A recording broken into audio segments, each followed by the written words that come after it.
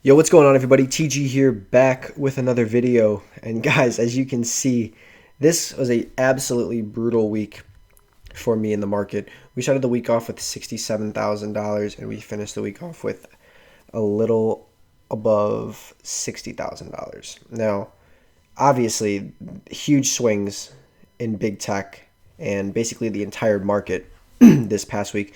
Dow reporting its worst week since March. Now, this happened because of a multitude of different things. First off, corona cases are spiking again. If we look at this chart, we were consistently 40,000, 20,000. We're on a downtrend, and all of a sudden, we're starting to get like 85,000, 99,000 cases in one day. And this is bad. This is really bad. But I mean, it's nothing that we haven't, saw coming. We saw, these type of cases increases would happen as people got bunched together inside due to colder weather.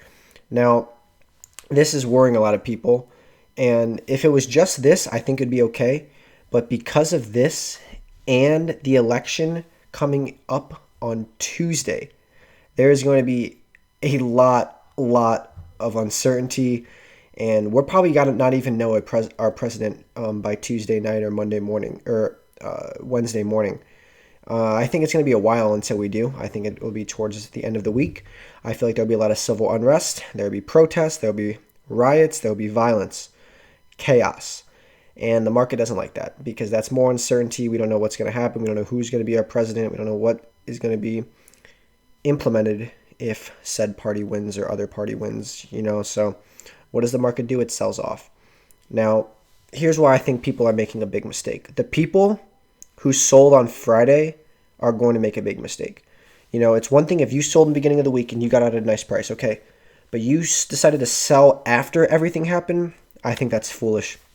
I think that's very foolish, and it depends on the companies you're selling off on. Now, you're selling off on some of these spec companies. Okay, I totally understand that, and I think that could be a good idea, actually. Get rid of some. I had to do that. I had to get rid of some workhorse shares. I had to dump my Wells Fargo. I had to dump my Pfizer. I had to dump a lot of these other companies. But you know what I loaded up on? Amazon. 2525. Huge into Amazon and huge into Apple. Now, Apple and Amazon both had stellar earnings, both shattering expectations, shattering earnings per share, and providing really good guidance for the next one for Amazon. And Apple decided not to give guidance due to the uncertainty of this pandemic, especially with China. Now, Amazon reported some of the best earnings I think we've almost ever seen. 37% year over year growth is actually insane when you're talking about the amount that they actually bring in. And that's why I am totally fine putting all of my money and more into Amazon. If we look at it, I currently have $76,500 worth of Amazon, and obviously I'm using a lot of margin for that. But I'm really not too worried because I feel Amazon got beaten down so badly for literally zero reason. And I feel like people are going to realize that, and they are going to be a little upset that they ended up losing money because they decided to sell Amazon into panic. Like, the people who are selling Amazon at, 3,025, which is where I think I bought my last share of Amazon at, or 3,024, 3,030, people, I don't know how you can justify selling it after it already dips, 300 points. So, some people are going to obviously make out like a bandit on this. And, I'm actually confident that, Amazon is going to thrive because of this. And the reason I say that is because this pandemic is not going anywhere yet. We're going to stay in this for a little bit longer. And what does that mean for consumer retail? Well, if you think about it, there's no more brick and mortar stores available right now, or very few anyways. Lockdowns impending. If people are locked down, what are they going to do but besides buy on Amazon? And Amazon's going to fly because of that.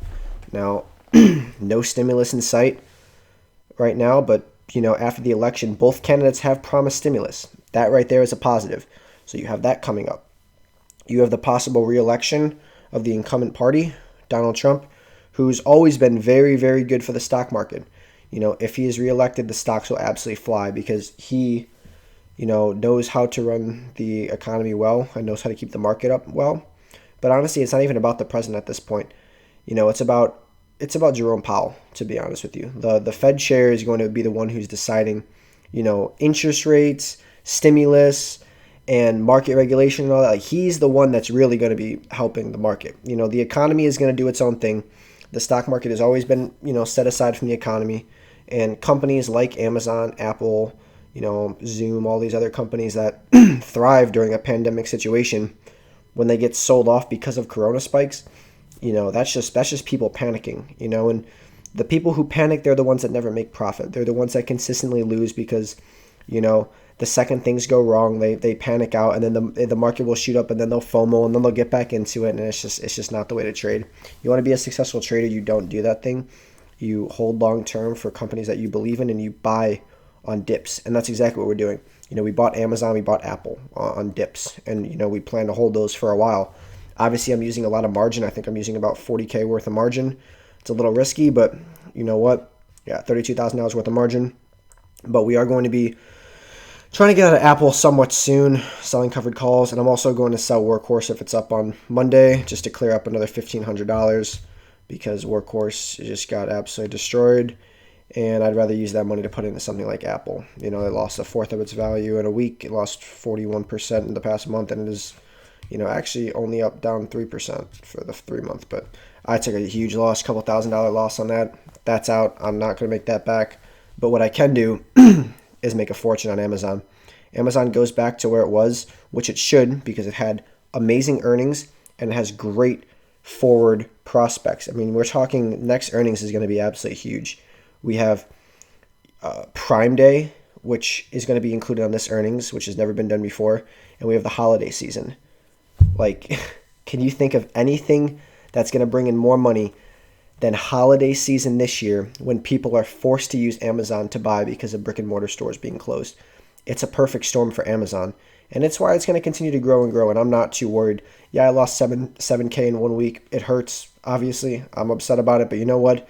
I'm looking at this as a blessing in disguise that I was able to pick up so many shares of Amazon at a cheap price and got my average price down to $31.53. Now, obviously, that's still a lot. That's still much higher than it is now, and I'm down 3K on Amazon. But if Amazon dips again Monday, I'm going to be buying more. I'm going to probably sell, like I said, sell a lot more, deposit whatever I have left. Everything that I have left, I'm going to be putting in Amazon if it continues to drop. Because, it's ridiculous that it dropped this much when it is such a good company, continuing to put out good earnings. And, there's no reason for this dip. So that's what I'm going to be doing. Like I said, we got corona cases spiking. We got the election. That's why, people panicked. The entire market, you go ahead and look at the S&P 500. It's not just tech. It's everything in the market. It's like a giant hit this week. And, it's one of those things that happens. So I'm going to stay in it. I'm an investor, and, I'm not going to panic and sell and then wait for the market to start roaring and then jump back in. And, I'm not going to try to time this thing. Certain companies you don't try to time. Apple, you don't try to time. Amazon, you don't try to time. You get in and you hold these companies for a while because they're solid, amazing companies that continue year after year, quarter after quarter to make good money, to make consistent gains. And that's what we want for a company. So, I don't know. I'm excited for the next week, and I'm excited for it. And I think this is going to be a big turnaround. The market needed a little bit of a correction. It had it. Some companies got beaten way too badly, and it gives us an opportunity to pick up shares at a cheap price. So, anyways, guys, hope you had an amazing weekend. More videos coming. Don't worry. We're going to be staying on top of things this week. It's a big week coming up, but I'm excited for it. And I'm excited to hear what your guys' plays are this week as well. If you're sitting with cash, if you're loading up on these cheap shares of some of these companies, let me know what you're doing, and just have a wonderful day, guys. Remember to like and subscribe if you like the video as well, and hope you guys have a wonderful week. Take it easy, guys. Bye.